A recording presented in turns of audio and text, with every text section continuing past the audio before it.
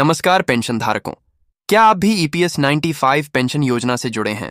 तो आज की यह खबर आपके चेहरे पर मुस्कान ला सकती है। सरकार बना रही है बड़ा प्लान। क्या RS 8000 की जगह अब मिल सकती है RS 7500 की न्यूनतम पेंशन? क्या संसद की कमेटी ने दे दिया है बड़ा सुझाव? क्या यूनियन की मांग अब रंग लाने वाली है? और सबसे अहम, आपको यह फायदा कब और कैसे मिलेगा? सिर्फ इतना ही नहीं, ईपीएफ खाता धारकों के लिए भी आई हैं 5 बड़ी खुश खबरें। पीएफ में हुए नए बदलाव अब सीधे आपके फायदे में बदल सकते हैं। नई सुविधाएं, नया सिस्टम और आपके भविष्य को सुरक्षित करने वाले बड़े कदम। तो अगर आप भी ईपीएफओ के सदस्य हैं, प्राइवेट कर्मचारी हैं या फिर पेंशन भोगी हैं, तो यह वीडियो आपके लिए गोल्डन अपडेट लेकर आया है। अब आपको क्या करना है? वीडियो को शुरू से लेकर आखिर तक ध्यान से देखना है, क्योंकि हर सेकंड में छुपी है आपके लिए बड़ी जानकारी। और अगर आप चैनल पर नए हैं तो सब्सक्राइब करना बिल्कुल मत भूलिए, क्योंकि पेंशन और पीएफ से जुड़ी सबसे तेज और सटीक खबरें आपको यहां मिलेंगी।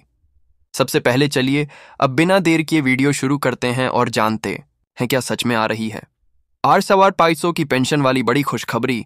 संसद की एक स्थायी समिति ने श्रम मंत्रालय से कहा है कि वह ईपीएस का तीसरा पक्ष के मूल्यांकन जो निश्चित है वह समय सीमा के भीतर पूरा करें।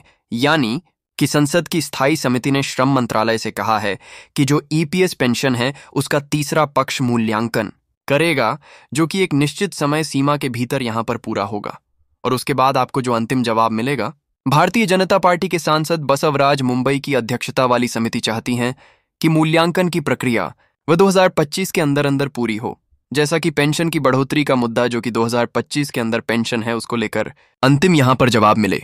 यानी कि जो पेंशन धारकों की पेंशन की बढ़ोतरी का जो फैसला है उसका जवाब 2025 के अंत तक या फिर 25 के अंदर अंदर मिले, ये मांग की गई है। तो क्या ताज़ा सुझाव आया है पेंशन के इस सब प्रस्ताव को लेकर? मांग को लेकर सरकारें ईपीएस को 1000 से बढ़ा के जो पेंशन की राशि है उसको 700-500 करेगी, ये सबसे बड़ा सवाल है।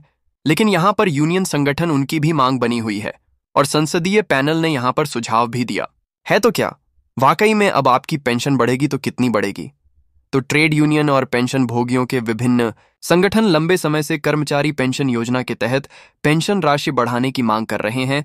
और ईपीएफओ यहां पर 2014 में यहां पर पेंशन को लेकर बदलाव किया था ईपीएफओ ने, और उसके बाद एक बार फिर से बदलाव की मांग वह तेज हो चुकी है। ईपीएफओ के सदस्यों के लिए न्यूनतम पेंशन की गारंटी RS 8000 तय की गई 2014 से, लेकिन जो कि अब वर्तमान में मांगा के द्वार में बहुत ही कम है और इसको 10 साल हो चुका है। हालांकि ट्रेड यूनियन और कर्मचारी संगठन और प्रतिनिधि निकाय हैं, उन्होंने मांग की है कि सरकार इसको लेकर फैसला करें। मांगों के बावजूद सरकार ने ईपीएस के तहत न्यूनतम पेंशन राशि में कोई फिलहाल संशोधन नहीं किया है। अभी फिलहाल प्रस्ताव को लेकर यहां पर समीक्षा चल रही है। समीक्षा के अनुसार अगर बात करें तो आपको बता दें, इस पेंशन का संशोधन 1 दशक हो चुका है, यानी कि 10 साल हो चुका है। और ईपीएस, जैसे कि ईपीएस 85 पेंशन योजना के नाम से भी जाना जाता है, इसकी जांच संभव है। पहली बार किसी भी तीसरे पक्षी यानी कि बाहरी विशेषज्ञों द्वारा इसको लेकर समीक्षा की जाएगी पेंशन को लेकर। तो ऐसे में आपको 2025 के अंदर इसको लेकर अंतिम समाधान भी मिल सकता है। पेंशन के मुद्दे को लेकर संसद की यह स्थायी समिति ने श्रम मंत्रालय से कहा है कि वह ईपीएस का तीसरे पक्ष के मूल्यांकन एक निश्चित समय सीमा के बोध पूरा करें। भारतीय जनता पार्टी के सांसद बसवराज मुंबई की अध्यक्षता वाली यह समिति चाहती है कि मूल्यांकन की जो प्रक्रिया, पेंशन की बढ़ोतरी की जो प्रक्रिया 2025 के अंदर अंदर पूरी हो जाए। और ऐसे में आपको बता दें कि इस समिति ने श्रम मंत्री से यह भी कहा है कि वह इस मामले को तत्परता से लें और उसे ईपीएस के तथा RS 8000 की न्यूनतम पेंशन को बढ़ाया जाए, यानी कि पेंशन की बढ़ोतरी की मांग की गई है। समिति ने अपनी रिपोर्ट में कहा है कि पिछले कुछ वर्षों से जीवन यापन की लागतें कई गुना बढ़ गई हैं, यानी कि महंगाई कई गुना बढ़ चुकी है, लेकिन पेंशन में कोई बढ़ोतरी नहीं हुई है। यानी महंगाई कई गुना यहां पर बढ़ चुकी है, लेकिन पेंशन की राशि वही है। 2014 से लागू है, लेकिन इसको 1 दशक हो चुका है, जिस समय में महंगाई भी और बढ़ चुकी है। तो इस वर्ष का ईपीएस में जैसा कि बात करें तो ईपीएस की शुरुआत 1985 हुई थी, और इस योजना का उद्देश्य है कि कर्मचारियों को सेवानिवृत्ति के बाद एक स्थायी पेंशन का आय उपलब्ध कराना। और ऐसे में यहां पर बात करें, समिति ने अपनी रिपोर्ट में कहा है कि यह देखते हुए कि योजना का तीसरे पक्ष के द्वारा मूल्यांकन 30 वर्षों के बाद किया जा रहा है, समिति दृढ़ता से अनुशंसा करती है कि यह एक कार्य एक निश्चित समय सीमा के भीतर अधिमानत समिति 2025 के अंत तक पूरा किया जाए, यह मांग की गई है। तो ऐसे में यहां पर समिति ने श्रम मंत्रालय से बताया है कि इस पहली तृतीय पक्ष की समीक्षा की प्रक्रिया प्रस्ताव के लिए अनुरोध है और इसके माध्यम से अगर बात करें तो इसकी शुरुआत हो चुकी है, इसका काम चल रहा है। समिति ये चाहती है कि इसका काम है 2025 के अंदर अंदर पूरा हो और पेंशन भोगियों को लाभ मिले। समिति को यह भी बताया गया कि इससे पहले ऐसी कोई समीक्षा नहीं की गई थी। और अब बात करते हैं कि रिपोर्ट में आगे क्या कहा है 2014 की तुलना में। 2024 में यहाँ पर बात करें तो 25 में, यहाँ पर 24 में कह तो यहाँ पर महंगाई बढ़ चुकी है। 2004 में भी ये मांग बनी हुई है और 2000 अभी वर्तमान में 25 में भी ये पेंशन भोगियों की मांग बनी हुई है। अब बात करते हैं कि श्रम मंत्रालय ने पैनल को क्या बताया था पेंशन के प्रस्ताव को लेकर। समिति ने यानी कि श्रम मंत्रालय ने समिति को बताया कि ईपीएस की न्यूनतम पेंशन RS 2000 का प्रस्ताव 2020 में भी वित्त मंत्रालय को भेजा गया था और लेकिन इसे मंजूरी नहीं मिली थी। बाद में यह प्रस्ताव 2024 के अंत में, जो 2025 के बजट से पहले भी चर्चा का हिस्सा बना था, लेकिन उसको लेकर समाधान नहीं हुआ था। लेकिन पेंशन भोगिया का प्रस्ताव जो समीक्षा में चला गया यानी कि 2000 यहां पर 24 के अंत में जो पेंशन का प्रस्ताव था वह समीक्षा के लिए वित्त मंत्रालय के पास जो श्रम मंत्रालय ने भेज दिया था। और यहां पर बात करें स्वकर्मचारियों को एक प्रतिनिधि मंडल ने वित्त मंत्रालय के यहाँ पर जो प्रस्ताव में यहाँ पर जैसा कि मांग जो पेंशन भोगी ने की थी कि प्रतिनिधि मंडल ने वित्त मंत्री निर्मला सीतारमण से मुलाकात की और ईपीएस पेंशन बनाकर के RSF 500 प्रतिमाह करने की भी अपनी मांग रखी थी। उस बैठक के बाद ईपीएस 99 राष्ट्रीय आंदोलन समिति ने कहा था कि वित्त मंत्रालय ने उन्हें आश्वासन दिया है कि सरकारें उनकी मांगों पर विचार करेगी। तो ऐसे में इसको लेकर यहाँ पर पेंशन भोगियों को कई बार आश्वासन पहले भी मिल चुका था, एक बार फिर से मिल चुका है। पिछले कई सालों से कर्मचारी यूनियन है वह पेंशन की राशि बढ़ाने की मांग कर रहे हैं। बढ़ोतरी की मांग जारी है RS 7,500 की बढ़ती महंगाई की भरपाई के लिए।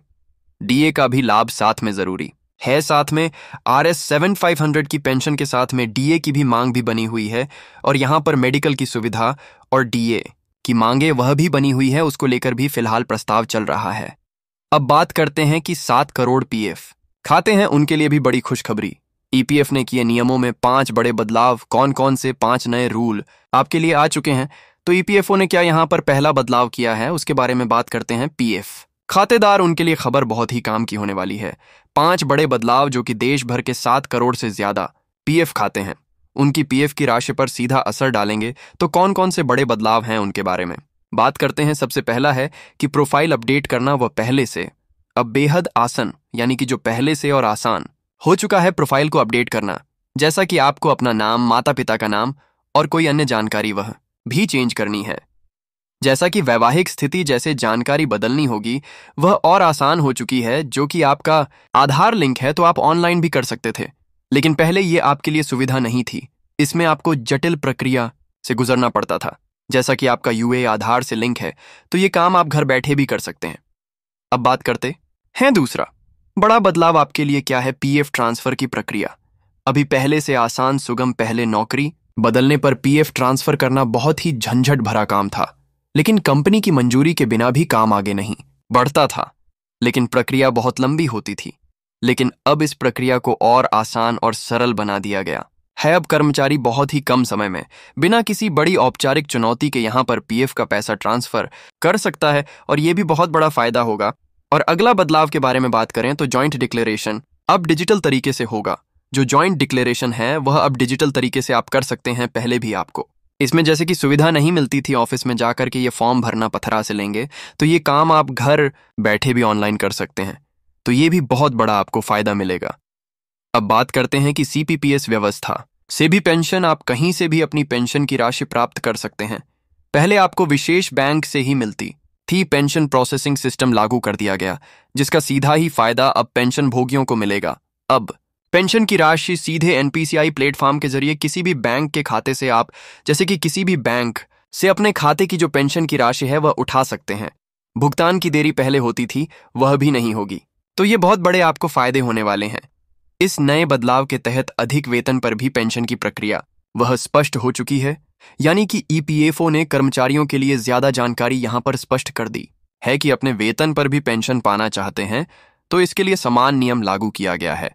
लेकिन अगर किसी कर्मचारी का वेतन ज्यादा है तो पीएफ की राशि अतिरिक्त जमा करनी होगी। ऐसा करने पर भविष्य में उन्हें अधिक पेंशन का लाभ मिलेगा।